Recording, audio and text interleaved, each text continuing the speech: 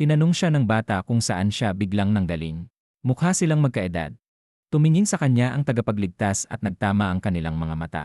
Halo ang pag-aalala at determinasyon sa ekspresyon ng babae. Agad na napagtanto ni Lee na may mahalaga siyang sasabihin. Pagkatapos, ibinunyag ng babae ang isang nakakagulat na balita. Sinabi niyang babalik na raw ang halimaw na may palakol. Nang marinig ito, nataranta si Yusin at tuluyang naparalisa sa gulat. Bigla siyang sumigaw at inutusan ang team leader na isara na agad ang laro.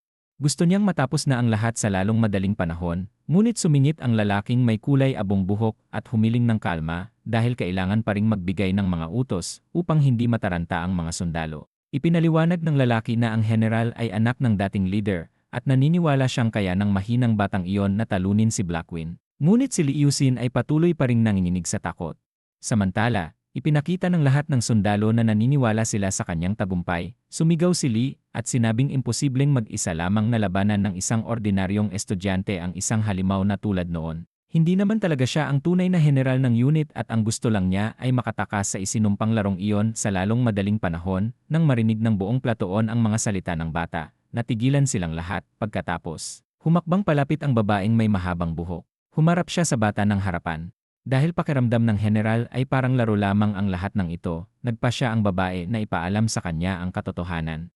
Mabilis niyang sinabi na ang lahat ng ito ay tunay na realidad at hindi isang laro.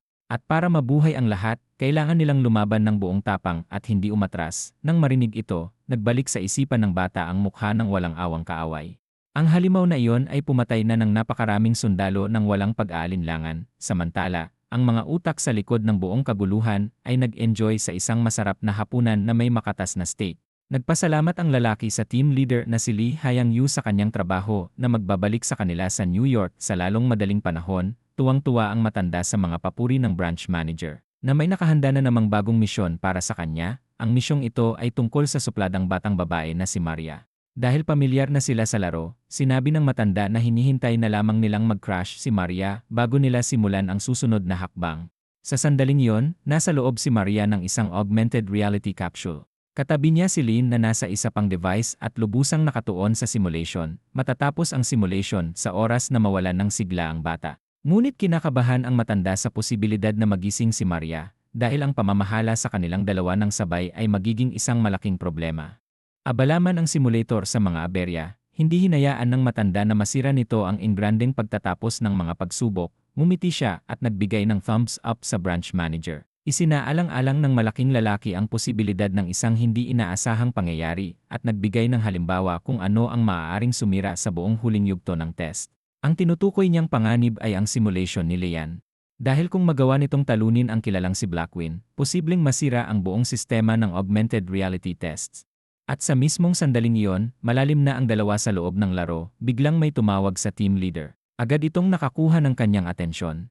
Ang tumatawag ay ang mismong bida na alam na siya ay pinagmamasdan. Nakiusap siya na palakasin ang kanyang basic skills at sword skills. Samantala, tahimik lamang na pinapanood ng branch manager ang pagpapanik ng bata na para bang wala siyang pakialam. Sumingit si Lee Hyang-yu at sinabi na halos imposible na pumalpak ang plano base sa kalagayan ng bata habang nakakulong sa loob ng kapsula. Napasigaw si Lee nang makita si Blackwing na papalapit. Nanlaki ang kanyang mga mata sa matinding takot at desperasyon. Bigla na lamang umatake si Blackwing at tuluyang pinabagsak ang bida. Napasigaw si Lee sa sakit dahil ramdam niya ang bawat hampas. Dahil dito, tinanong ng team leader ang manager kung may alam ba ito tungkol sa uri ng immortalidad ni Blackwing. Kahit masira pa raw ang kanyang iene, wala pa rin itong magiging epekto. Ang katotohanang isa siyang naglalakad na sa kuna ay hindi magbabago. Matapos muling durugin ng halimaw, napatingala si Lee Yusin sa langit na punong-puno ng pagkatalo at panghihina pagkatapos ng pag-uusap at masaksihan ang muling pagbagsak ng bata. Napagtanto ng branch manager na nag-alala siya ng walang dahilan. Bumalik na lamang siya sa pagkain kasama ang kanyang kaibigan. Napahalakhak ang matanda habang lumilitaw sa simulator ang pagtatapos ng ikalawang operasyon. Biglang umilaw ang information panel, hudyat na magsisimula na naman ang panibagong simulation. Lubos na nalito ang bida at inisip kung ilang beses na ba niyang naranasan ang parehong sitwasyon. Ang paulit-ulit na pagharap sa kamatayan ang bumalot sa kanyang isipan. Sa una, kinilabutan siya sa takot at halos masuka. Nakiusat si Lee na may magligtas sa kanya, nagmakaawa siya para sa kanyang buhay at desperadong tinanong kung bakit ito nangyayari sa kanya. Aminado siyang gumawa siya ng mga maling desisyon at naging duwag at mangmang. Ngunit sa kabila ng lahat, patuloy pa rin niyang sinusubukang bumangon, paulit-ulit niyang hinarap si Blackwing, kahit alam na niya ang magiging kahihinatnan, unti-unting gumuho ang kanyang pag-isip. Pinahirapan siya ng kanyang kalaban at sinabi pang hindi naman ganoon kahina ang kanyang ama. Ang tinatawag na kazaman ay lumaban ng mas may alab at bangis, hindi kailanman nakaiwas si Liu Xin sa mga pag-atake ni Blackwing. Maging ang kanyang unang bersyon ay agad na natalo, pati na rin ang ikalawa, ikatlo, at lahat ng sumunod pa, hindi na niya mabilang kung ilang beses siyang nabigo. Hindi nila kailanman natalo ang halimaw at palagi silang nauwi sa kamatayan, at sa huli, narinig pa nila si Blackwing na nagsabing bigo siya sa kanilang naging performance. Hindi na kinaya ni Lee ang lahat. Sa bawat muling pagkabuhay niya, paulit-ulit na binabanggit ng lalaki ang tungkol sa kanyang ama. Akala niya noon ay isa lamang nis sa isang laro si Blackwing. Naalala rin niya ang babaeng nakausap niya sa isa sa kanyang mga unang buhay. Hindi niya pa rin matanggap na totoong buhay ang lahat ng ito. Ang tunay niyang mundo ay ang pagpunta sa internet cave kasama ang mga kaibigan pagkatapos ng klase at ang hapunan kasama ang pamilya tuwing gabi. Walang anumang bahagi ng buhay na iyon ang kahawig ng impyernong digmaang kinasasadlakan niya ngayon. Sa bawat pagkakataon, sinusubukan niyang pabagsakin si Blackwing, habang naaalala ang mga baliw na salitang ginamit ng mga taong nanlinlang sa kanya para sumali sa proyekto. Sumugod si Liu Xin sa higante na parang may taglay na kakaibang lakas. Buong tapang niyang inindayog ang espada, umaasang mabibigla ang kalaban at tatamaan niya ito ng nakamamatay na hampas, ngunit laking gulat niya nang makita ang ekspresyon ng kalaban. Sa isang iglap, umiwas si Blackwing at napalampas ang kanyang pag-atake. Matapos masapol ng kalaban, bumagsak si Lee sa lupa na lubos na nanghihina. Muli na namang binanggit ng higante ang kanyang ama at sinabing lalo pa siyang nagiging agresibo tuwing nababanggit ang guro ng bata. Habang nakahandusay sa lupa, tinitigan na lamang ni Lee ang kalangitan. Pakiramdam niya ay wala na siyang pag-asa. Ngunit bigla siyang bumangon at sinabing naintindihan na niya ang lahat. Hinamon niya si Blackwing at sinabing hinding-hindi na siya uurong. Kahit ilang beses pa siyang mawalan ng mga mata o mapunit ang kanyang katawan, hindi na siya tatakbo o matatakot. Matapos ang napakaraming muling pagkabuhay, naniwala si Lee na kaya na niyang talunin ang kanyang kaaway. Iyon na lang ang natitira niyang paniniwala sa sandaling iyon, ngunit nang marinig ito, tinitigan siya ni Blackwing ng masama at muling pinabagsak ang bida sa isang malakas na hampas, muling naglaho ang bata at nag-reset na naman ang lahat. Parang isang kakaibang mahika, biglang lumitaw ang information panel at ipinahayag na magsisimula na ang ika-31 simulation. Matapos ang napakaraming pagsubok, napagtanto ni Lee na iisa lang ang paraan para mabuhay. Kailangan niyang lumaban ng buong buo. Biglang may lumapit sa kanya at iniabot ang isang sandata. Ang babaeng iyon ang nagsabi na wala pa rin siyang laban sa kalaban. Masakit man ang katotohanan, hindi siya nag-atubiling magpatuloy.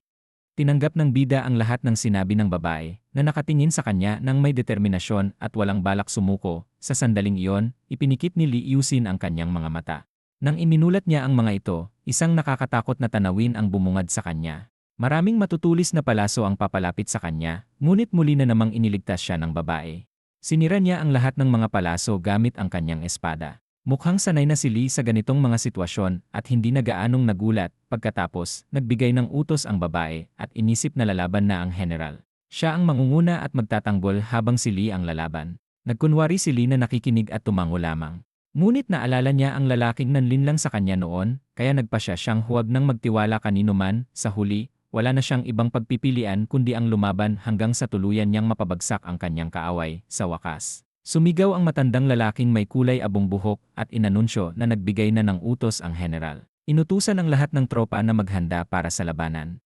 Walang pag-aalinlangan, agad na pumwesto ang bawat unit sa depensibong ayos. Samantala, rumagasa ang mga kaaway papasok sa kastilyo na parang may isang mahalagang misyon. Dugo at karahasan ang bumalot sa magkabilang panig. Ngunit walang umatras sa pagtatanggol sa kanilang mga kasama. Mahigpit na hinawakan ni Liu Xin ang kanyang espada habang hinihintay ang pinakamalakas niyang kalaban. Sawang-sawa na siya sa larangan ng digmaan, ngunit natuto na rin siyang masanay at hindi na basta-basta susuko. Biglang lumitaw ang babae at binanggit ang nais ng general. Kaya raw niya siyang turuan kung paano isagawa ang gusto niya. Natutunan na ni Lee ang mga batayan ng hand-to-hand combat upang magamit laban kay Blackwing. Ipinakita ng babae ang unang hakbang. Hinawakan niya ang kanyang espada na parang isang eksperto at walang alinlangang sumugod sa mga kaaway. Isa-isa niyang pinabagsak ang mga kalaban gamit ang malinis at mabilis na galaw. Punong-puno ng lakas at determinasyon ang bawat indayog ng kanyang espada. Walang takot siyang sumugod sa dose-dose ng kalaban. Kitang-kita sa kanyang mga mata ang matinding konsentrasyon habang ipinapakita niya ang perpektong estilo ng pakikipaglaban. Nakatulala si Liu Xin sa paghanga. Halos isang buong unit ang natalo ng babae ng mag-isa at tila hindi man lang siya napagod.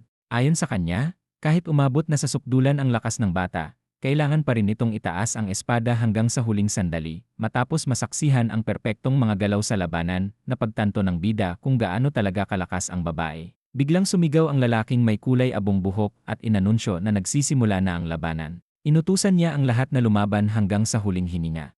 Sa sigasig, sumigaw ang mga sundalo at sa loob lamang ng ilang segundo, sumiklab ang digmaan sa pagitan ng daan-daang mandirigma. Sa bahagyang kalayuan, pinagmamasdan ni Lin ang lahat ng nangyayari. Biglang may isang kaaway na sumulpot mula sa hanay ng mga sundalo at tinangka siyang pabagsakin. Walang pag-aalinlangan, buong tapang na inindayob ni Liu Xin ang kanyang espada upang salubungin ang kalaban. Nasalag niya ang unang atake, ngunit nag-atubili siyang tapusin ang kalaban matapos ang depensa. Samantala, patuloy na hinihiwa ng babae ang hanay ng mga kaaway. Wala siyang ipinakitang awa sa bawat indayob ng kanyang espada. Ang sinumang humarang sa kanyang daraanan ay agad na pinabagsak. Matapos ang matinding pakikipaglaban, nagawa ring patumbahin ni Liu Xin ang kanyang kalaban. Doon niya napagtanto na kung gusto niyang mabuhay, kailangan niyang tapusin ang laban. Tumingin sa kanya ang kaaway ng may takot sa mga mata. Tila nagmamakaawa para sa kanyang buhay, biglang may isa pang kalaban na sumugod upang pigilan si Li. Ngunit huli na ang lahat. Napagpasyahan na ng bata na kung hindi niya papatayin ang kalaban, siya naman ang mamamatay. Dahil dito, tuluyan niyang isinaksak ang espada sa katawan ng kalaban. Brutal niyang ibinaon ang matalim na talim sa laman ng kaaway, napahiyaw ang lalaki sa matinding sakit mula sa nakamamatay na sugat, ngunit biglang may tumusok din sa katawan ni Li. Kahit sugatan na, nagawa pa ring gumanti ng kalaban. Doon niya napagtanto kung gaano kahirap pumatay ng isang tao. Kahit ang kanyang baluti ay hindi napigilan ang talim ng espada. Matapos tuluyang mapabagsak ang kalaban, hinila ni Li ang espada palabas ng katawan nito. Punong-puno siya ng pag-aalala habang iniisip ni Li kung makakaligtas pa ba siya pagkatapos ng lahat ng ito. Biglang lumitaw ang babae na nakataas ang kanyang espada. Agad napansin ni Lin ang presensya niya. Nanlaki ang kanyang mga mata nang makita ang panganib na kinalalagyan nito. May isang kaaway na palihim na papalapit sa kanya, handang maghasik ng kaguluhan, sa kasamaang palad, natupad ang balak ng kalaban. Habang unti-unting naglalaho ang babae, ibinigay niya ang kanyang huling mensahe kay Liu Xin. Sinabi niyang huwag na huwag itong mawawalan ng pag-asa na makauwi, pagkatapos nito, tuluyan na siyang nawala mula sa simulation. Marami rin siyang tinamong palaso sa likuran, nang masaksihan iyon, napuno ng galit ang mukha ni Li matapos marinig ang huling mga salita ng babae. Naramdaman niyang kumulo ang kanyang damdamin dahil isa lamang siyang nisi na ginawa ni Li Hongyu at halos walang alam tungkol sa tunay na kahulugan ng tahanan, para bang matalino ang mga sinasabi ng babae. Ngunit hindi nito lubos na nauunawaan kung bakit lumalaban si Liu Xin. Pinakinggan nito ang lahat ng kanyang dahilan habang nakatitig sa kanyang mga mata. Napansin ni Li na may kakaiba sa tingin ng babae. Sinubukan pa nitong magsalita sa kanyang general, ngunit hindi na niya nagawa. Habang tuluyan na siyang inaalis mula sa augmented reality, malinaw na ito ay dahil sa mga nakamamatay na palasong tumama sa kanyang likuran. Pinanood ni Lin ang lahat ng ito na may matinding kawalan ng pag-asa sa kanyang mga mata. Patuloy niyang iniisip kung ano sana ang sasabihin ng babae bago siya tinamaan ng pataksil na pag-atake. Lubos na nagalit ang bida dahil hindi niya narinig ang buong mensahe ng babae. Matapos ang lahat ng iyon, mahigpit niyang hinawakan ang kanyang espada at nagpasya na lalaban siya hanggang sa hindi na niya kaya. Susundin niya ang payo ng babae na patuloy na iwasiwas ang kanyang sandata sa labanan. Dahil iyon ang tanging paraan para hindi siya tuluyang bumigay, isang tao lang ang kailangan niyang pabagsakin. Ngunit bago iyon, kailangan muna niyang harapin ang buong hukbo. Hindi niya kailangang patayin ang lahat. Ang tunay niyang target ay si Blackwing. Kapag natalo niya ang kaaway na iyon, mas mapapalapit siya sa pag-uwi. Ngunit napakahirap ng laban at hiniling ni Li na sana ay mas malakas pa siya. Napansin ng kalabang unit ang kanyang kahinaan at agad siyang sinugod. Sa loob lamang ng ilang segundo, napalibutan na siya ng maraming kaaway, ilang espada ang tumusok sa kanyang katawan at nagdulot ng matinding sugat. Sa tindi ng sakit, napaluwa si Li ng pulang likido, dahil sa pagkatalong iyon, muling nagsimula ang ika-33 simulation. Hanggang sa sandaling iyon, nararamdaman pa rin ni Liu Xin ang sakit ng mga sugat. Ngunit bigla niyang iminulat ang kanyang mga mata at nawala ang pakiramdam ng sakit. Muli na namang bumalik ang bida sa simula para sa panibagong pagkakataon. Ipinanganak siyang muli sa simulation na puno ng galit at mura para sa kanyang mga kaaway. Sumugod siya sa kanila ng walang awa at pinabagsak ang lahat ng humarang sa kanyang daraanan. Hindi pa siya nasiyahan, kaya hinabol pa niya ang iba pang kalaban upang tuluyang lipulin. Ang mga malas na sumubok humarang sa kanya ay agad na nadurog. Tinapos ni Liu Xin ang mga ito ng napakadali. Sa pagkakataong ito, 3 kalaban ang kanyang pinabagsak ng hindi man lang napagod. Walang makapigil sa batang sabik ng makauwi. Sa bawat tagumpay, ipinagdiriwang niya ito na parang isang kampiyon. Sa bawat pagkatalo, muling nagre-reset ang simulation. Dahil dito, mas marami siyang pagkakataon na hasain ang kanyang sandata. Patuloy siyang nagpapadanak ng dugo ng mga kalaban bilang bahagi ng kanyang pagsasanay. Lumilipad sa ere ang mga pira-pirasong katawan ng mga kalaban. Sa sandaling iyon, puro galit ang mababasa sa mukha ni Liu Shan. Iisa lang ang nasa isip niya, ang pabagsakin ang mas marami pang kaaway sa bawat segundo. Ang sinumang humarang sa kanyang daraanan ay agad na hinihiwa ng kanyang espada. Sinunod ni Li ang lahat ng payo ng babaeng mandirigma, kabilang ang palaging pananatiling nakataas ng kanyang sandata. Unti-unti na niyang nakukuha ang tamang galaw, hindi na kasing bigat ng dati ang kanyang espada. Madali na nitong hinihiwa ang hangin at pinababagsak ang mga kalaban ng walang kahirap-hirap. Mas lalo niyang nagugustuhan ang pakiramdam ng pagwawagi sa bawat laban. Matapos ang matinding sagupaan, huminto siya upang huminga. Tila nakapatumba na siya ng 5 o 6 na kalaban sa loob lamang ng ilang minuto. Habang tumatagal ang mga round, patuloy na tumataas ang kanyang lakas at enerhiya. At ang maganda pa rito, hindi na ito nare-reset matapos ang bawat simulation. Malaki ang naitulong nito sa kanyang pag-unlad, ngunit sa kabila ng lahat, hindi pa rin siya lubos na masaya. Habang malalim ang kanyang iniisip, tinawag siya ng babaeng mandirigma. Doon napagtanto ni Yusin ang posibleng dahilan ng kanyang kalungkutan. Lahat ng ito ay may kinalaman sa babae, gaya ng dati, may nais sana itong sabihin sa kanya, ngunit biglang bumuhos na naman ang mga palaso. At tulad ng nakasanayan, muling umikot ang parehong trahedya. Pinanood ni Li ang babaeng nakahandusay sa lupa, umaasang sana ay hindi na lamang siya napili para sa isinumpang pagsubok na iyon.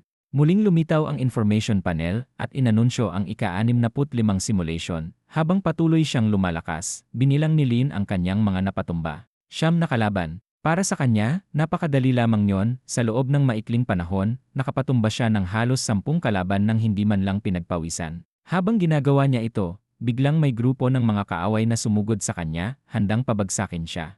Ngunit nanatiling matatag ang bida at hindi nagpakita ng takot. Habang hinuhubad niya ang kanyang kapa, may naisip siyang taktika. Mabilis niyang nasugatan ang isa sa mga kalaban bago pa dumating ang iba. Pagkatapos, inihagis niya ang kapa sa sugatang lalaki. Kaagad na tinamaan ito ng sunod-sunod na palaso na tumagos sa kanyang katawan na parang papel lamang.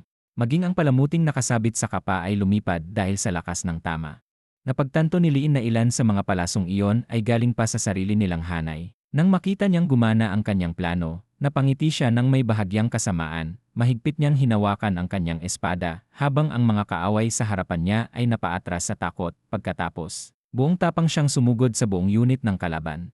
Sinubukan siyang saksakin ng mga sundalo gamit ang matutulis na sibat, ngunit mas mabilis siya kaysa sa kanila. Maswerteng nakaiwas si Li sa isang atake na sana ay magtatapos na sa kanyang buhay. Agad niyang inagaw ang sandata mula sa kamay ng kaaway. Sa isang iglap, ginamit niya ang sibat upang buhatin ang kalaban. Pagkatapos, malakas niyang ibinagsak ang kaaway sa lupa. Ngunit bago pa niya tuluyang tapusin ang laban, may isang kalabang palihim na sumulpot mula sa likuran. Isa itong sundalong may hawak na napakalaking espada, handang patumbahin si Li upang iligtas ang kanyang kasama. Sa kabutihang palad, napansin agad ni Yusin ang panganib bago pa siya tamaan ng nakamamatay na atake. Tinapos niya ang kalaban at inihagis ang mga pira-piraso ng katawan nito sa isa pang kaaway. Maya-maya, may isa na namang kalaban ang sumugod sa bida. Ngunit walang kahirap-hirap, pinabagsak siya ni Li gamit ang matalim na sibat. Ang huling kalaban ay halos mamatay na nang itutok ni Liu Shan ang dulo ng kanyang espada sa mukha nito. Ngunit sa hindi inaasahang sandali, huminto muna siya upang huminga. Samantala, nagsisigaw ang kalaban at nagmamakaawa para sa kanyang buhay. Habang inihahanda ni Li ang huling hampas, may napansin siyang kakaiba. Ramdam niyang mas lumalakas siya sa bawat laban. Kahit matapos niyang talunin ang isang buong unit, may isa na namang grupo ng mga kaaway ang sumugod para sa panibagong round. May isa pa siyang napagtanto. Kahit sugatan na ang kanyang katawan at may tumutulong pulang likido mula sa kanyang bibig, buhay pa rin siya. Ngunit may kapalit ang lahat ng ito. Mukhang si Lin na lamang ang natitirang nakatayo. Wala na ang matandang mahilig sumigaw. Wala na rin ang nakakainis na pulang buhok na kabalyero, walang kakampi sa paligid. Maaaring patay na ang lahat o tumakas na. Ngunit hindi na yon mahalaga kay Li, dahil mula pa sa simula, ang laban na ito ay para sa kanya at sa hangarin niyang makauwi. Maya-maya, may isang kaaway na may hawak na napakalaking sandata ang lumapit sa kanya. Tinitigan siya ni Li nang may matinding galit sa mukha. para bang isa lamang batang kalaban ang kaharap niya. Dahil ang kaaway ay nakangiti na parang nanalo sa loto, bigla itong may dinampot at inihagis sa bida. May isang bagay na lumilipad sa ere, tila piraso ng katawan ng tao. Bumagsak ito sa harap ni Lian. Lumapit siya at sinuri kung ano yon, nang makita niya ng malinaw, napagtanto niyang iyon pala ang buhok ng babaeng gorilya na napatay, nanlaki ang mga mata ni Yusin sa matinding pagkabigla. Hindi niya akalain na ganito kalupit ang mangyayari. Ang iba pang mga sundalo ay tila ipinagmamalaki pa ang sandaling iyon. Wala silang ipinakitang kahit kaunting respeto sa isang babaeng mandirigma. Alam ni Lius na mag-isa na lamang siya sa laban na ito. Ngunit naaalala niyang ilang sandali lang ang nakalipas, nandoon pa ang babae. Hindi niya alam kung ano ang nasa isip nito noon, bigla na namang nagpaulan ng mga sandata ang mga kalaban. Sa kasamaang palad, ilan sa mga ito ay tumama ng malakas kay Lee. Muling lumitaw ang information panel at inanunsyo ang ika-67 simulation. Agad tinanong ni Lee ang babae kung bakit ito nakangiti. Hindi niya maintindihan kung bakit nakangiti ito sa ganoong sitwasyon. Ngunit mukhang wala ring alam ang babae sa sinasabi niya. Biglang may kalabang sumulpot at sinubukang saktan ang babae. Alam na ni Lee kung ano ang mangyayari. Maraming pulang likido ang umaagos mula sa mga sugat ng babae. Pagkatapos, sinabi ni Yusin ang matagal na niyang iniisip. Sinabi niya na ang isang mandirigma ay palaging mumingiti bago mamatay. Muli niyang tinanong kung bakit ganoon ang ginagawa nito sa bawat pagkakataon. Hindi rin niya maintindihan kung bakit palagi siyang ipinagtatanggol ng babae imbes na tumakas. Bakit ito nananatili sa tabi niya kahit delikado na ang lahat, kahit alam niyang isa lamang itong ilusyon, hindi pa rin niya maiwasang mag-alala. Hindi tratuhin ni Yusin ang babae ng iba kahit palagi siyang nananatili sa kanyang tabi. Nang marinig ng babae ang lahat ng iyon, napatingin lang siya ng may pagkalito, para bang sinusubukang lutasin ang isang Rubik's Cube ng nakapiring. Dahil sa nakakailang katahimikan, nainis ang lalaki at humingi ng sagot. Bigla niyang namalayan ang paparating na panganib at nanlaki ang kanyang mga mata. Sa isang iglap, hinablot ng babae ang kanyang kalasag at walang pag-aatubiling sumugod upang protektahan ang kanyang general. Iniharang niya ang kalasag sa harap ni Liu Xin, handang saluhin ang anumang tama. Magkasama silang humanda sa paparating na atake. Ilang sandali lang, bumuhos na ang mga palaso sa kalasag. Sa kabila nito, nakatuon pa rin si Yusin sa babaeng kanyang pinoprotektahan. Mahigpit nitong hawak ang kalasag na puno ng determinasyon, habang ang mga palaso ay patuloy na bumabagsak na parang malakas na ulan. Hindi napigilan ng bata na tanungin kung may nais ba siyang sabihin. Ngunit nanatiling tahimik ang babae, baka sa kanyang mukha ang matinding pagod at sakit. Maya-maya, nawalan siya ng malay sa mga bisig ni Liusan, mahigpit pa ring yakap ang kalasag. Sa walang katapusang ikot ng kamatayan, napagtanto ng bata na wala siyang tunay na kakampi sa isinumpang lugar na iyon. At ang magtiwala sa kahit kanino roon ay isang malaking pagkakamali. Ngunit may kakaibang bagay sa babaeng tumutulong sa kanya. Sa bawat pag-ulit ng cycle, iba ang kanyang galaw, para bang hindi siya kabilang sa mundong iyon. At hindi malaman ni Yusin kung bakit siya lang ang ganito. Muli na namang tinawag ng babae ang kanyang general. Tulad ng dati, ilang segundo lang ang lumipas at bumuhos na naman ang mga palaso. Bumagsak siyang sugatan sa lupa, tinatawag ang kanyang general at tila may nais pang sabihin. Sa bawat pagkakataon, lalo lamang naging mausisa si Yusin. Kahit ilang beses pa siyang magtanong o sumigaw, hindi pa rin siya nakakakuha ng sagot. Kaya mula noon, napilitan siyang baguhin ang kanyang paraan ng pakikipaglaban. Sa sandaling iyon, muling umulan ng matutulis na palaso mula sa langit. Tahimik na pinanood ng bata ang nakaluhod na figura sa harap niya. Ilang sandali pa, lumitaw ang information panel na hudyat ng pagsisimula ng ika-137 simulation. Sumigaw ang matandang lalaking may kulay abong buhok at sinabi, papunta na sa kapatagan ang hukbo ng kalaban. Ngunit tila wala nang pakialam si Yusin sa mga nangyayari. Hindi niya ininda ang duwag na hukbo sa paligid. Tinitigan lamang siya ng mga sundalo na parang walang alam. Para kay Lee, wala silang halaga, ang tanging mahalaga sa kanya ay ang babaeng nasa harapan niya. Lumapit siya rito na may paghanga sa kanyang mga mata. Nagkatitigan silang dalawa na para bang wala ng ibang mahalaga sa mundo. Bigla siyang sumigaw at inanunsyo na siya mismo ang mangunguna sa frontline sa oras ng pag-atake ng kaaway. Nang marinig ito, nataranta ang lalaking may kulay abong buhok. Hindi rin naiiba ang reaksyon ng lalaking may pulang buhok. May isang babae ring sumubok na pigilan si Yusin. Ngunit sa sandaling iyon, ayaw na niyang makinig kanino man. Napabuntong hininga na lamang ang babae at sumunod na lang. Kita sa kanyang mukha ang pag-aalala, habang mariing idineklara ng bata na haharapin niya ang laban kahit ano pa ang mangyari. Makikita sa kanyang ekspresyon ang tensyon at bigat ng kanyang desisyon. Sa wakas, ibinigay ni Yusin ang utos para umusad ang hukbo, handang lumaban hanggang sa huling sandali. Agad na nagbigay ng senyas ang lalaking may kulay abong buhok na sumunod ang lahat sa general. Walang pag-aalinlangan, sinimulan ng buong hukbo ang pag-eskorta sa bata, samantala, sumugod ang mga kaaway na puno ng galit sa kanilang mga mata. Una nilang ginamit ang mga hagdan upang akyatin ang kastilyo. Ang mga unang sundalo ay mabilis na umakyat, handang makipaglaban. Maayos at mabilis ang kanilang pag-akyat. Ilang segundo lamang, marami na agad ang nasa tuktok ng pader.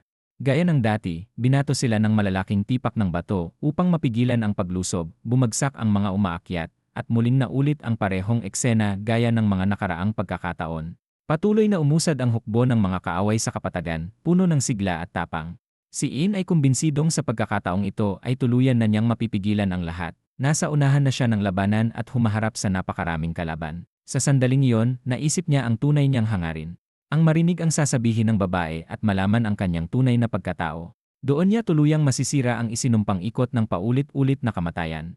Buong tiwala si Esin na makakaligtas siya sa laban na ito. Gaya ng dati, muling sumiklab ang digmaan at halatang kinakabahan ang mga kakamping sundalo. Pumwesto rin sa harapan ang babaeng gorilya. Samantala, walang tigil na lumalaban si Yusin. Sa tulong ng babae, marami siyang napatumbang kalaban. Sabik siyang malaman kung sino talaga ang babaeng iyon, ngunit kailangan muna niyang makaligtas sa kabuluhan. Sa wakas, nagpa siya ang mga duwag na kakampi na sumugod sa kaaway. Ngunit agad silang natalo nang hindi man lang lumaban ng maayos. Para lamang silang mga takot na walang lakas ng loob. Ang ilan ay tumakas pa na parang mga duwag. Hindi iyon pinansin ni Yusin. Ayaw niya ng tulong mula sa mga taksil. Habang tumitingin siya sa paligid, may napansin siyang nakakabahalang tanawin. Ang babae ay patuloy na lumalaban ng buong tapang, ngunit inilalagay niya ang sarili sa matinding panganib. Sa sandaling iyon, muntik na siyang tamaan ng isang nakamamatay na hampas ng palakol, walang pag-aalinlangan. Tumalon si Yusin upang iligtas siya. Sa tamang tiyempo, pinakawalan niya ang isang palaso na tumama mismo sa kaaway at agad itong pinatigil. Ipinakita ng bata ang kahanga-hangang husay sa pag-atake. Ito ang sandaling matagal na niyang hinihintay. Ang papatay sana sa babae ay tuluyan nang nawala. Ang babae naman ay nakaligtas matapos ang lahat ng kaguluhan. Nasa gitna sila ng larangan ng digmaan bilang dalawang natitirang nakatayo. Dahan-dahang lumapit si Yusin sa babae. Paglapit niya, ibinuka niya ang kanyang mga braso upang protektahan siya. Sa posisyong iyon, hinintay niya ang alam niyang mangyayari. Nakaupo sa lupa ang babae at tumingin sa kanya ng may pagkalito. Maya-maya, tinanong niya kung ano ang ginagawa niya, ngunit alam na ni Yusin na sa loob ng ilang segundo, muling bubuhos ang mga palaso. Sa bawat pagkakataon, ang babae ang palaging namamatay at hindi niya naririnig ang huli nitong sasabihin. Ngunit sa pagkakataong ito, magiging iba ang lahat. Siya na mismo ang tatanggap ng mga palaso para sa kanya, hindi ito maintindihan ng dalaga at nakatingin lamang sa kanya ng may halong takot at pagkalito. Pinagtiisan ni Yusin ang sakit habang bumabaon ang mga palaso sa kanyang katawan. Gusto talagang malaman ni Yusin ang tunay na pagkatao ng babae at kung ano ang huli nitong sasabihin. Samantala, nagsimulang bumagsak mula sa langit ang pinakamapanganib na mga palaso patungo sa kanilang kinaroroonan. Nais ni Yusin na malaman kung sino talaga ang babae, ngunit tahimik lamang itong nakatingin sa kanya, walang imik. Sinubukan ng bata na harangan ang mga palaso gamit ang sarili niyang katawan upang protektahan siya. Biglang inabot ng babae ang kanyang kamay patungo kay Yusin. Nang mahawakan niya ang kapa ng general, lubos na naguluhan ang bata. Pagkatapos, ginamit ng babae ang sarili niyang lakas upang ilayo siya sa direksyon ng mga palaso. Para siyang may buhat na sanggol sa kanyang mga bisig, na bahagyang nakakatawa kung tutuusin. Sa wakas, nailagay ng dalaga ang katawan ng general sa posisyong mas ligtas. Samantala, patuloy pa ring nagtatanong si Yusin tungkol sa kanyang biglaang mga galaw. Mas mahigpit pa siyang yakap ng babae. Ilang segundo lang ang lumipas at muling bumuhos ang mga palaso mula sa langit. Nanood si Yusin nang nakadilat ang mga mata sa gulat. Maya-maya, tinamaan na ng mga atake ng kaaway ang babae. Maraming palaso ang bumagsak sa paligid nila, ngunit sa kasamaang palad, marami rin ang tumama mismo sa kanya. Unti-unting nanghina ang babae sa mga bisig ng general. Tinitigan siya ni Yusin nang hindi makapaniwala at punong-puno ng desperasyon. Hindi niya maintindihan kung ano ang sinusubukan nitong gawin. Sa wakas, binasag ng dalaga ang katahimikan at sinubukang magsalita sa general. Ngunit muli na naman, hindi niya natapos ang kanyang sasabihin. Muli, hindi narinig ni Yusin ang kanyang huling mga salita. Gayunpaman, ramdam niya kung ano ang nais nitong ipahiwatig. Gusto lamang siya nitong protektahan, kahit pa kapalit nito ang sariling buhay. Ang kahulugan ng kanyang sakripisyo ay nanatiling misteryo kay Yusin. Hindi niya maunawaan kung bakit gustong-gusto nitong maging tagapagtanggol niya. Hindi man lang niya alam ang pangalan ng babae. Patuloy niyang itinatanggi ang lahat ng katotohanan, ngunit hindi niya maikakaila na may kakaiba sa kanya. Siya lamang ang nagawang maging tunay na kakampi ni Yusin sa lugar na yon. Sa panibagong simulation, muling sumigaw ang matanda at binalaan ang general na papalapit na ang hukbo ng kaaway sa kapatagan. Tumingin ang lalaking may pulang buhok kay Yusin na may bahagyang takot sa kanyang mukha. Kahit ang mga kakamping sundalo ay tila hindi makapaniwala sa kanilang nasasaksihan, tinitigan ni Yusin ang babae, may isang bagay siyang gustong malaman. Hindi na niya itatanong ang tunay nitong pagkatao, sa halip may isa lang siyang gustong gawin, sinamantala ng bata ang atensyon ng babae, at walang pag-aalinlangan, tinanong niya ang pangalan nito. Tahimik lamang siyang tumingin sa kanya sa loob ng ilang sandali. Napansin ni Yusin na bahagyang namula ang kanyang mukha dahil sa tanong. Ngunit ito ang unang pagkakataon na siya ay mumiti mula nang pumasok siya sa bangungot na mundong iyon. Sa wakas, nagpa siya ang babae na magsalita. Sinabi niyang wala siyang tunay na pangalan. Lubos na nabigla ang bata at hindi niya malaman kung paano unawain ang sagot na yon. Anong klaseng kabaliwan ang ibig sabihin nito? Pagkatapos, humarap si Yusin sa lalaking may pulang buhok na tila ba nag-enjoy pa sa kaguluhan. Diretso niya itong tinanong kung bakit parang walang pakialam ang bata sa lahat ng nangyayari. Ipinaliwanag ng lalaki na ang babae ay isang elite na sundalo na sinanay ni Lee para sa isang malaking misyon. Isa lamang daw siyang piyesa sa laro ng digmaan. Alam na raw ito ng lahat ng sundalo, kaya normal lang na wala siyang sariling pangalan. Sinabihan pa ng pulang buhok na lalaki ang general na huwag na lang gawing big deal ang ganoong kaliit na detalye. Dahil dito, lalong nagalit si Yusin at sinigawan siya na tumahimik na lang. Natahimik ang pulang buhok na lalaki, pati na rin ang babae. Galit na galit si Yusin dahil parang laruan lang ang turing ng lalaki sa kanyang mandirigma. Pinanood ng lalaking may kulay abong buhok at ng pulang buhok na lalaki ang galit ni Yusin na may halong tensyon at pagkabigla. Kahit ang mga sundalo ay mukhang nababahala sa nangyayari. Habang ang iba ay tumatakas na parang mga taksil, ang babae lamang ang nanatiling nasa tabi ni Yusin. Kahit isa lamang siyang programadong data, siya pa rin ang hindi sumuko. Sa sandaling iyon, napansin ni Yusin ang lungkot sa kanyang mga mata. Para bang nasaktan siya sa mga salitang binitawan, para kay Yusin, mas mabuti siya kaysa sa lahat ng duwag na tumakas. Hindi niya maintindihan kung bakit ganoon ang nararamdaman ng babae. Tahimik lamang itong nakatingin sa kanya, hindi inaalis ang tingin. Pagkatapos, binasag ng dalaga ang katahimikan at sinabi na hindi siya naiba. Isa lang din siyang sundalo sa hukbo, gaya ng inaasahan. Maya-maya, muling sinabi ng lalaking may kulay abong buhok na papalapit na naman ang hukbo ng kaaway. Isinantabi iyon ni Yusin dahil umaakyat na ang mga kalaban sa kastilyo gamit ang kanilang mga hagdan. Muli na naman niyang haharapin ang walang katapusang alon ng kamatayan. Ilang segundo pa, sumiklab na ang digmaan. Gaya ng dati, tinutumba ng mga kaaway ang mga kakamping sundalo. Napansin ni Yusin na mabilis ang tibok ng kanyang puso. Marahil ay dahil sa takot. O baka dahil sa tensyon. May kakaibang enerhiya ang bumubukal sa loob niya. Pakiramdam niya ay sasabog na siya, hindi lang ito galit. May kung anong puwersang umiikot sa kanyang katawan, nagpapainit at nagpapakirot sa kanya.